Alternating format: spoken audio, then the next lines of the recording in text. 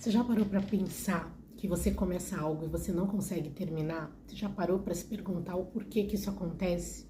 Eu quero dizer para você que isso acontece pelo simples fato de nós darmos ouvido para aquelas pessoas que não acreditam no nosso potencial ou que têm vontade também de romper, mas não têm coragem. Muitas vezes nós deixamos também a vozinha do inconsciente ditar regras para nossa vida e dizer o que a gente pode e o que a gente não pode, ou que a gente não é capaz de romper nada por passados traumáticos, por coisas que aconteceram talvez na nossa infância e na nossa adolescência, e que isso faz com que a gente trave. Então a gente tem a nítida impressão de que a gente começa algo e a gente não termina, e a gente se questiona o porquê disso. E muitas vezes nós nos perguntamos: por que será que eu faço isso e eu conto para um e para outro os meus projetos e eles não dão certo?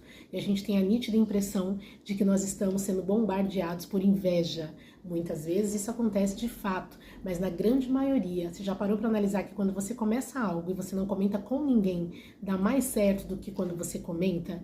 Isso tem uma raiz do quê? Você não ouve aquelas pessoas que indiretamente não torcem pelo seu sucesso. Então você começa algo e você, dentro de você, ainda que tenha limitações, você não para, você prossegue. Então, o que acontece com a nossa mente? A gente não ouve as vozezinhas que ficam por aí dizendo que a gente não pode, que a gente não vai conseguir, que nós temos um passado, muitas coisas ruins e que nós não vamos conseguir avançar. Então a gente deixa de ouvir essas pessoas e deixa de ouvir aquela vozinha do inconsciente dizendo que nós não somos nada, que nós não podemos conquistar algo. Então, o que acontece com a nossa mente é que quando a gente começa algo e a gente não consegue terminar, é porque o nosso inconsciente diz que nós não somos capazes e nós damos ouvido muitas vezes às pessoas que nós não deveríamos ouvir, porque na verdade elas gostariam de estar no nosso lugar, porque muitas pessoas que desaprovam as coisas que você faz para você conquistar mais e mais sucesso,